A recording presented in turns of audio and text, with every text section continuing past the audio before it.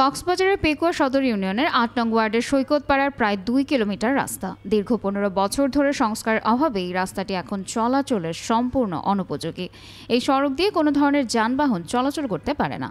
চরম দুর্ভোগ পোহাতে হচ্ছে গ্রামের লক্ষাধিক সাধারণ মানুষকে।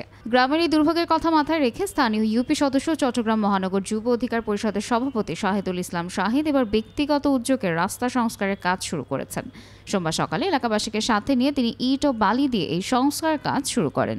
মেম্বার আর ডাকি আনিয়ে রে বহুত গিরি বোঝানোর পরে ও হালত ভালো উত্তোলন করিয়ে রে আর স্থানীয় মান্য মানুষ বিয়াকুল এলাম মানুষ বিয়াকুল লই আর রাস্তা ঠিক করে মেম্বার সহ আইয়ে রে আর মানে ইউনো মহোদয় কাছে অনুরোধ করি যে আর রাস্তা আইয়ে রে সরজমিনে তদন্ত করি সেই আর রাস্তা মেরামত করি বললাম রাস্তা মেরামতের জন্য আর এই উপজেলা প্রশাসনের কাছে অনুরোধ করি আর এই রাস্তা যার নাকি আর মেরামত করি আর শান্তি শৃঙ্খলা বজায় রাখতে পারি।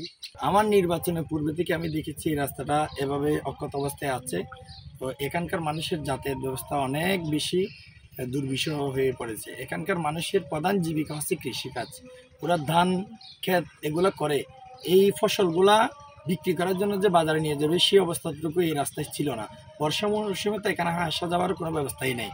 এই বিগত বর্ষার সময় আমি দেখেছি আসলে মানুষের যে কষ্টগুলো হচ্ছে, এই কষ্টের কথা চিন্তা করে সরকারি কোনো বরাদ্দ না পাওয়াতে আমি নিজ উদ্যোগে নিজ করেছি, কিছু বালি উত্তোলন করেছি। এখানকার এলাকার স্থানীয় যারা জনগণ আছে ওদের সবাইকে নিয়ে ওদের স্বেচ্ছায় শ্রম দিয়ে আজকে আমরা আমাদের এই অর্পিত এই রাস্তাটাকে আমরা ঠিক করতেছি।